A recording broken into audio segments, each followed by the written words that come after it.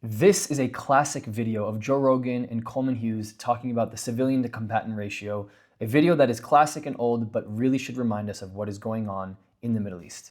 30,000 innocent civilians in response to something that killed 1,200 innocent civilians, and you're continuing to bomb an area into oblivion. That is at least the steps of genocide, or a form of genocide. So when you say 30,000 civilians, it's not 30,000 civilians that have been killed, though. How many thousands have been killed? So according to Gaza Health Ministry, which is run by Hamas, the number they have is 32,000, but they don't distinguish between Hamas and civilians.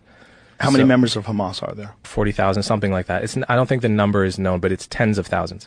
So Hamas says 32,000 people have been killed, civilians and soldiers.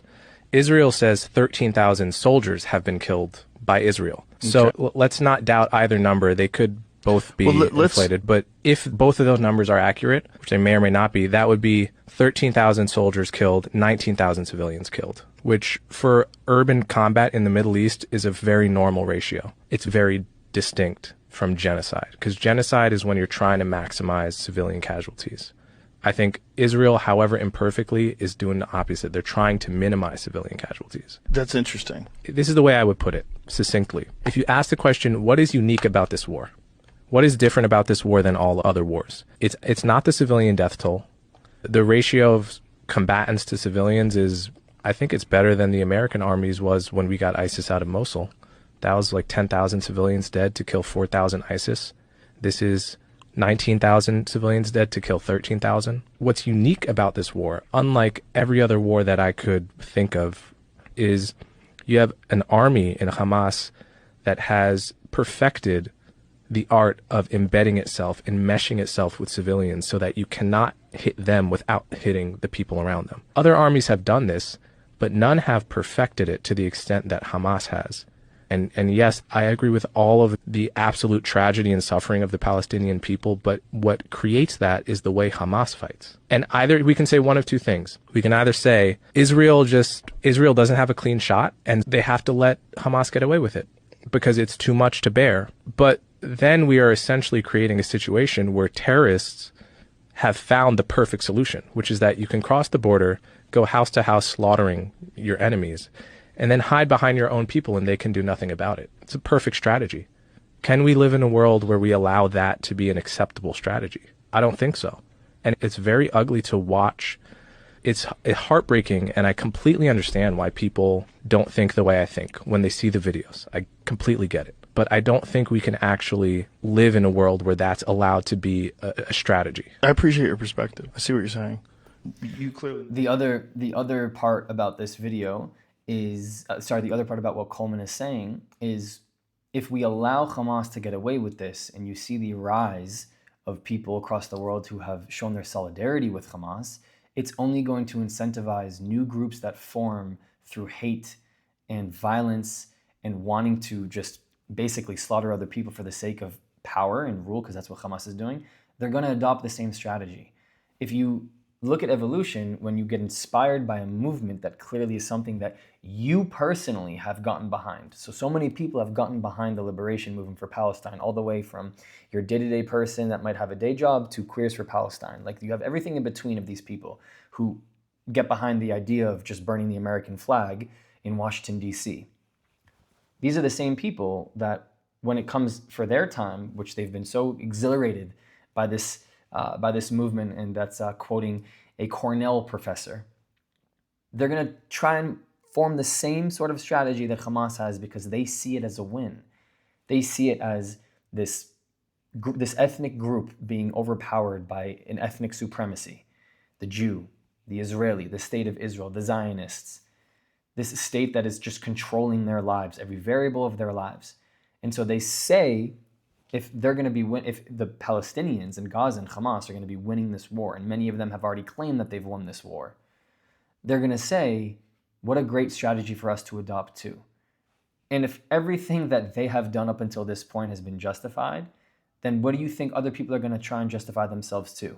What do you think other groups, not just in the Middle East, other groups in the world are going to say is justifiable? Because if they are saying today that what Hamas did on the 7th of October is justifiable, then you know what?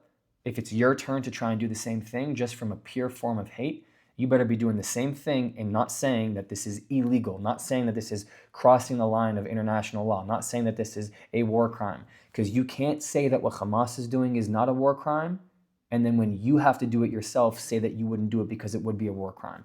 And that is the hypocrisy that is so evident and so real, because most of these people, if they wanted to get behind the movement and if it was their time to put a uniform on and their time to cross into a border, they wouldn't do 99.9% of the things that Hamas has taught since birth.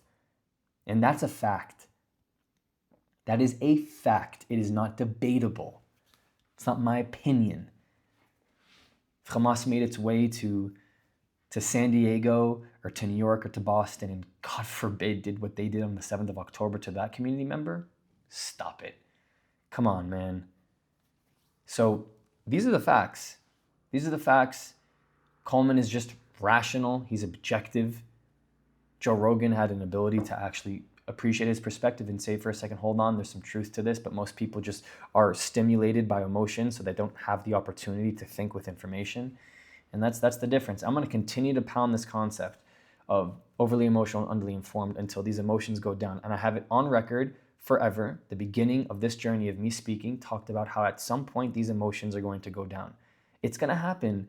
These people don't care enough for their emotions to stay up high. You've already started to see it go down, people. You see these people, less and less of them, going out to the streets, going out to encampments. You saw the African-American community inside of America before elections, this recent election, get antagonized by the pro-Palestinian movement, basically giving them an ultimatum that if they don't care about if they don't care about the pro-Palestinian movement and what's happening in the Middle East, that they should neglect their own domestic issues as African Americans in America. You're seeing what the pro-Palestinian movement is really about. And it's just selfishness. And these people have a shelf life that will not exist forever. And I will continue to say that because it's true. And as we're going in, this is May 2025, as we're going into 2026 and continue to move forward, these people will become less emotional. Why will they become less emotional? Because they don't actually care. They don't actually care. Sure, they sent over a donation of $50 to the Palestinian children. Sure, they went to 16 marches and 16 protests during 2024, 2025. Sure. They got themselves a bandana and hung up a Palestinian flag in their dorm room. Sure, okay? That doesn't mean they really care. If you really care enough, it means that you've been aware of it, talking about it, and will continue to do so for as long as you need to until it gets solved. And so we'll see. We'll see who's at the finish line. We'll see who's at the finish line. You guys can be up in the third quarter. You guys can be up with 10 minutes left in the fourth. We'll see who's up when the buzzer goes off. And you know who's up when the buzzer goes off? The truth. If you want to continue the conversation, you can support my work for free. Discord does not cost a thing. It is the best way to connect with me and others who are seeking the truth. The link is in the description. But if you want to take it one step further, my Patreon gives you access to the Israel you don't see, uncovering the untold stories of what mainstream media does not show you. The link is in the description and it helps me to continue this work. Or if you're just looking to help this thing go, PayPal and Buy Me a Coffee is a really easy way to support me. This channel, this work does not happen without all of you. Thank you. I love you. I'll see you next time.